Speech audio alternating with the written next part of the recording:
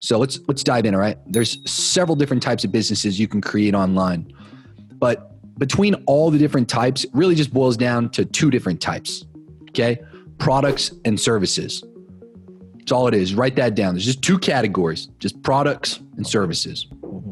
Now, if we take a look at some examples, some product-based businesses, okay, are things like e-commerce. And underneath that umbrella, because it's too broad to just say e-commerce, you got the drop shippers, which means you're selling somebody else's products. You're just making a middleman cut off of it. You got the brand builders, people who actually take the time to go out and build products, patent their technology, and then sell their products online. Could be through a bunch of different mediums. You have Shopify that's underneath the e-commerce umbrella. You have other kind of product-based businesses online, selling on Amazon. Some of you guys may have heard of Etsy or any kind of other marketplaces for artists. White labeling other products for other businesses to sell. This is very common in the supplement industry. You even have software, which can count once again as product-based businesses.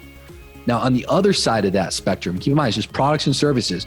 The service-based businesses that exist are things like marketing agencies. Okay, you got social media marketing agencies. One of my least favorite service-based businesses online, I would never encourage you to use, is a virtual assistant. Very tedious, very low pay, but it's a service nonetheless.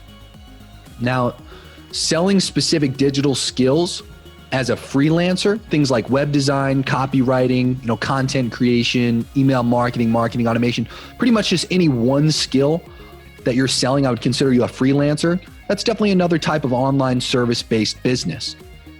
Now, look, depending on where you're at, you're probably like I was back in the day. I did not have a lot of money to start up a business, but I knew I wanted to get started. And to be clear, even I had skepticism looking at all the different things that were out there. And most of the product-based businesses, they required money for me to start. And that really prevented me from, number one, wanting to take the risk with money that I did have. And then at the times when I didn't have money and I wanted to start up businesses, it wasn't a possibility because I didn't have the money to do it. In fact, put in the chat, how many of you have started a product-based business?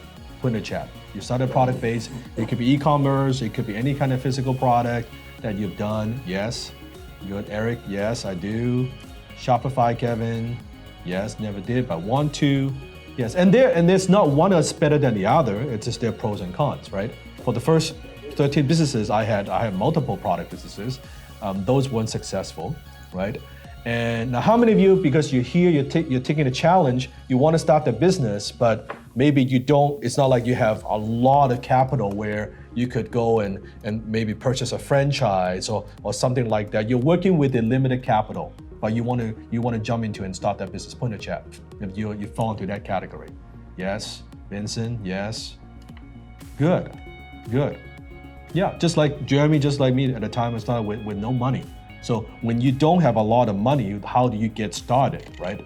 And Jeremy and I, we are on the same page. And please keep going, and you'll see why.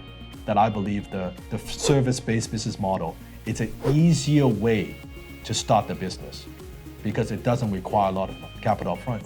And it's so true. And look, just be clear, I'm not trying to tell you product-based businesses don't work. I'm just telling you where I was at when I got started. I just didn't want to sink money into the business. And I did see some feasible options for how I could get started without money. That's some of what we'll talk about, but some of those costs that you could incur if you would start a product-based business, you got to do things like build out the storefront, which you could do yourself. Most people like to pay at least a couple $100, $1,000 to do it. You got the advertising costs. Yeah, you got advertising, you got the product costs, you got warehousing costs in most instances, or other middleman fees that you'll experience. There's a lot of little things that add up, and that just wasn't for me. So what I saw when I was picking initially, I saw that service-based businesses generally, they didn't really require a lot of money up front. Mm-hmm. And I mean, don't get me wrong, there's a few small costs, but you're really avoiding a huge barrier to entry that product-based businesses have when you're a service business. Service-based businesses generally sell skills, results or outcomes, and processes. So at the time when I got started, I personally had a few of these digital skills, but I also saw an opportunity to just sell other people's skills and just kind of bundle it up. It seemed like a great opportunity in terms of what a service-based business could bring. And it looked like the investment was more time and energy than it was money. So when I got started, And look, this is no shit, okay? I got started with a laptop. I just had good internet and I had my iPhone. that was it. You know, those are the resources. So I have to ask a question. How many of you have a computer? Put in the chat. Yes, give me a thumbs up. Okay. How many have a phone? How many have internet connection? Okay, you got all three. Good. If you're here, you got all three. Most people have it, you know, so we're not surprised. But that's all I had, you know, and that's all I really wanted to invest. I was more than willing to put time, energy. I just didn't have money. I didn't have money. I wanted to put into the business. So I picked a service-based business route, and it's done well for me. So, you know, for me, that makes it a really low barrier to entry. And you know, some of you guys probably heard what that means before, but for others that might not know, barrier to entry just means like, is there a really high upfront cost to something? Like, are there a bunch of hurdles and just obstacles that you've got to overcome in order to get started with it? Or is it relatively simple to start and you can be in motion quickly? Without a doubt, service-based businesses had a really low barrier to entry. They were really simple. I'll share with you my first quote unquote business that's successful. So after 13 business failures, I had to face the reality of what I was doing wasn't working, right? I had to put my ego aside and say, hey, what do I need to do? Now, I was $150,000 in debt. Think about as a 20-year-old, $150,000 in debt. How am I gonna pay this off? What am I gonna do? I told my mom I don't want to go to school, but now I owe relatives and people all this money, credit card. Something was missing. The reality. I had to face the reality is, you know what, maybe I'm not as smart as I thought. Because I couldn't be that smart if I had all these failures. Yeah. I was looking for answers and I couldn't, and then just like most people, I read all the books and Think and Grow Rich and all those self-help and personal development books. And those books, they help, but that was not what turned my life around. What turned my life around was when I found a mentor, his name is Alan Jacks, who actually took me under his wings and taught me, gave me my first skill, which is copywriting. And that's after that 1 year of working under him, like being his apprentice, right? And then going out there, starting my own kind of one-man advertising agency. And that's the first time I experienced success. So after working with Alan for 1 year, I went out, I started my copywriting agency. I was 20, 21, 22 years old. I was making six-figure income, about $10,000 a month. I was 20-somewhat years old. Now, compared to today or a lot of successful entrepreneurs, I know 10K may not be a lot of money, but for Dan Lok, back in the 20-somewhat years old, $10,000, that was life-changing money.